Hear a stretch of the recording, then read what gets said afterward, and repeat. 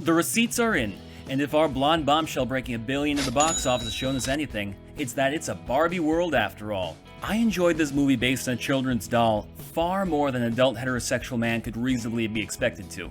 In recent years, Barbie dolls have often been criticized for being materialistic and shallow. Her movie, however, is anything but. Barbie presents a story full of existential questions, culture critique, and symbolism. I'm just Max, and hopefully I'm enough, because today we're going to dig into the meaning behind Barbie. Let's begin with our anatomically incorrect antagonist, Ken. Upon introduction, Ken is described as only feeling good when Barbie is around, which succinctly describes the fatal flaw that leads him to become the film's villain. He has no sense of identity outside of being Barbie's boyfriend. He has no other purpose or even a job. He's not lifeguard Ken, he's just Beach Ken, an accessory to Barbie while she's on the beach. And because of this complete lack of any other passion or motivation in his life, he hyperfixates on the hope of one day gaining Barbie's affection because he thinks this will allow him to feel complete and validated.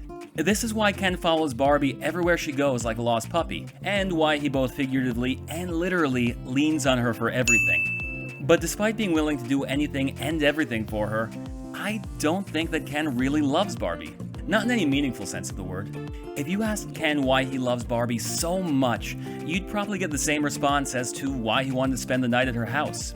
I'm actually not sure. He doesn't so much love Barbie as he loves the idea of emotional fulfillment that she represents to him. In a lot of ways, Ken represents people who are caught in the friend zone. So while Barbie is living her best day every day, Ken feels like he's in jail. And it's because Ken feels powerless in his reality that when he comes to our world, he is immediately taken with the idea of patriarchy, even if he only understands the concept in its vaguest sense. There was a minute where I thought it was run by horses. But then I realized that horses are just men extenders. By the way, you may have wondered, just why is Ken so obsessed with horses? It's true that horses have often been depicted as a sign of masculinity and dominance, but I think there's something else at play here too. See, when riding a horse, this large and powerful animal goes between the rider's legs, with a head that rises up before him at an inclining angle. Do you think maybe he's compensating for something? Anyway, Ken goes back to Barbie Land bringing his interpretation of patriarchy with him, spreading it to the other equally disaffected Kens, creating a cultural revolution. This societal shift is distinguished by audacious clothes, big cars, and alcohol, which is, of course to say, a stereotypical bro culture. I think that the Kendom, as they call it, is an allegory for the red pill or manosphere movement we see online in our own culture. Lonely, depressed, and romantically jaded men who feel they have no place in society find themselves drawn to larger-than-life alpha bro gurus. Red pill communities promote hypermasculinity in a way that is often extremely attractive to men who feel they've been left behind by society. Yet the manosphere has often been criticized as misogynistic, because instead of promoting a culture of positive masculine empowerment, many influencers often focus sadistically on dragging women down. Ken acts as though his newfound ideology is deep and fulfilling, but in actuality, much like these red pill influencers, his new political philosophy offers little more than selfishness and shallow materialism. So they don't like it, and I said, well, what color's your brigade?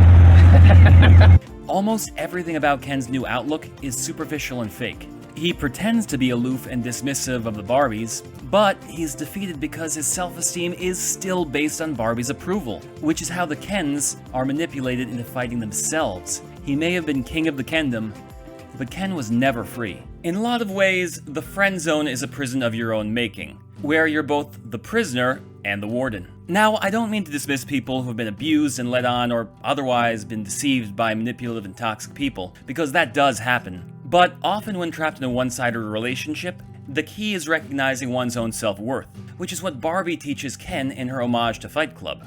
You're not how much money you have in the bank. You're not the car you drive. You're not the contents of your wallet. You're not your girlfriend. You're not your house. You're not your mink. Ken thought that conquest would set him free, but he was still a prisoner of his own unreciprocated feelings. The only difference was that now he had a nicer cell. He blamed Barbie for not loving him the way that he wanted her to love him, and for this, she became the villain in his mind.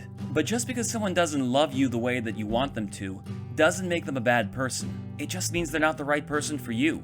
And after accepting this, and accepting himself, he is finally a liberated Ken. Speaking of prisons, let's talk about the man that tried to put Barbie back in the box, the CEO of Mattel. The CEO is a not-so-subtle personification of what we're going to call McFeminism. McFeminism is the cynical commodification of feminist ideals to be packaged up and sold to the public at a premium. After all, why would studios bother investing in an original sci-fi comedy for women when they can just remake Ghostbusters? Why take a chance on a new and exciting heist film when you can just gender swap Ocean's 11? Did you know that the classic board game Monopoly was stolen from a woman named Elizabeth Maggie? Maybe Hasbro should pay some restitution to the family or donate money to a women's charity. Nah, let's just release Ms. Monopoly and call it a day. McFeminism in action. Which leads us to our movie's CEO McFeminist. He talks a big game about inspiring women. He even wears a pink shirt under his suit to let you know he's in touch with his feminine side. But it's obvious to all of us that this is just cheap virtue signaling. He advocates for women's empowerment, but the only woman on the top floor is Gloria, and she's kind of just there as window dressing to keep up appearances. Because that's what this character is really about. Appearances so he can keep making money. When asked why it was so important to fix Barbie Land when Ken's Mojo Dojo Casa House was selling so well, the CEO gives some throwaway line about how he's in it for more than the money, but I don't think that's really the case. It's just the cheap justification of a businessman who's found his brand and is sticking to it. The CEO isn't so concerned with principal beliefs as much as he is with saying the right thing in order to keep his company profitable. When he's making his speech about how much he's dedicated towards the advancement of women, he mixes up his virtue signaling when he says, "Some of my best friends are Jewish." And he even lets his real feelings slip when he calls Barbie a Jezebel. Despite acting like an advocate for women's liberation, he's really more of a jailer. When the FBI informs Mattel that Barbie has come to the real world, they say that she's gotten loose, implying that Barbie Land is a place where the Barbies are confined to. Much like Ken's friend zone, the Barbies are in another prison where the captives can't see the bars. The Mattel building is another example of a prison. While the top is nice and colorful and pretty, everywhere else in the building is a drab, confining penitentiary gray. That's why when Barbie refuses to go back to her world of fanciful delusion, her escape from Mattel feels like a jailbreak, because it very much is. And the CEO is her warden. He's not really a feminist or a misogynist even, he's just an amoral capitalist. Which is why, although initially repulsed at Gloria's idea of a regular Barbie, he immediately flips when told by the accountants that the idea would be profitable. I mean, his attitude towards women is almost as ignorant and self-serving as, I don't know, a YouTube channel host who decides to mansplain the Barbie movie and spends the entire first half of his video exclusively talking about the male characters. Isn't that a silly idea? Man, is it getting hot in here or is it just me? Which of course brings us to the titular character of the movie, Barbie. Because, from beginning to end, this movie is really all about her character arc.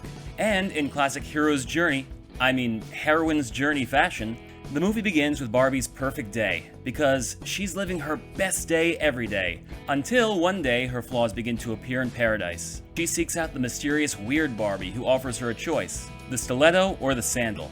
This scene is amazing on a couple levels. First, it acts as a wonderful homage to Morpheus offering Neo a choice between the red pill and the blue pill in The Matrix. Second, it serves as foreshadowing. During her perfect day music sequence, we see Barbie getting ready in front of a mirror that doesn't contain a looking glass, indicating her lack of self-reflection. But after she begins to feel imperfect, she is able to see herself reflected for real in the child's drawing and Weird Barbie's house, a sign that Barbie is about to embark upon a journey of self-discovery. Barbie Land is a lot like the biblical Garden of Eden. First, Barbie was created, and then, so she would have companionship, her creator made Ken. That's why I was created. I only exist within the warmth of your gaze. Just like how Eve was made for Adam when God saw that Adam was lonely. Everyone lives a wonderful life in Barbie Land, never knowing suffering, until one day that changes when Barbie is cursed, or gifted, with the knowledge of imperfection and has to leave paradise.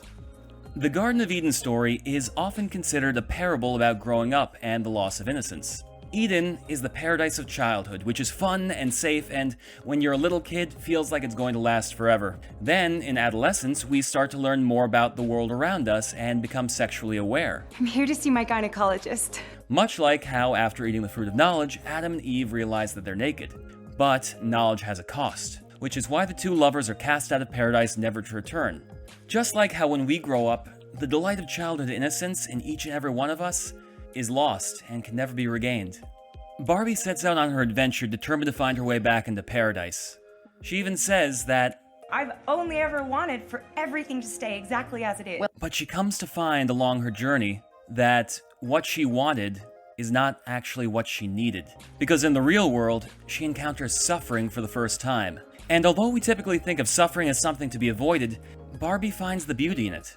How crying can feel good, and that difficulties, challenges, and pain hurt, but they add so much meaning to life. Despite her initial fear of cellulite, Barbie looks upon the face of an elderly woman and marvels at her beauty. Not the superficial beauty of a magazine model, but the deep, internal beauty that comes from a life well and fully lived. When God cast his creations out of Eden, he curses them to grow old and die. But when Barbie looks into this woman's smile, suddenly the prospect of aging and death seem more fulfilling than they do frightening. Which is why, when the CEO tries to put her back in the box, effectively giving her what she wanted at the start of her journey, she realizes she can no longer be happy with the perfect, yet unchanging paradise Barbie Land represents. After refusing to be plugged back into the Matrix, Barbie flees down a seemingly infinite hallway, but somehow, almost by divine intervention, chooses the right room. The doll walks in and meets her maker, Ruth. Notably, it's only after Ruth, her creator, touches her hand while giving her tea, that Barbie is able to drink for real. Up until now, she's only ever played at eating. After Ruth touches her, effectively giving her the spark of life, that she stops playing pretend and begins to start to do things for real. The story of Barbie is kind of like a modernized telling of Pinocchio, a toy's journey to become a real. She's a doll who becomes self-aware and starts to discover the power of her own agency. This is why, at the beginning of the movie, it starts off with an homage to 2001: A Space Odyssey. In 2001, the monolith jumpstarts evolution among the proto-humans, allowing them to become self-aware and evolve. Barbie represents the same to the little girls, helping them realize they can become more than just mommies. But even though she has the power to make others become aware, she's more than a little lacking in awareness herself. That's why it's significant for her to witness the memories of Gloria, because not only does she get to see the beauty of a mother raising her daughter, she gets to see the pain that goes alongside with reflecting on the decisions a woman has made that led her to becoming who she is. When she was a child, Gloria was inspired by Barbie, but when she comes to the real world and begins to grow as a person, Barbie gets inspired by Gloria. Because when Barbie sees the choices that Gloria's made in her life as a woman, she sees the pain and existential dread that goes along with it. But the ability to change, grow, and choose is always worth it. Near the end of the movie, Barbie takes a walk with Ruth, who's both an allegory for her mother and for God. Which makes sense, since it's easy to deify our parents when we're young. Barbie makes her decision to become real with all the joy and pain mortality entails, and her creator imbues her with the breath of life, making her into a real woman. After the battle for Barbie Land, Sasha asks, "What about Barbie? What's her ending?" But Barbie's a person now. People's stories don't wrap up into a tight little package like movies. They're long and complicated, and even when we die, our stories go on through the people whose lives that we've touched. So Barbie's story doesn't really end, but now she gets to write it herself. Hey everyone, thank you so much for watching the show, and if you know some symbolism in the movie that I missed, please let me know in the comments. I would love to hear about it. And remember, this is never the end. So I'll see you next time.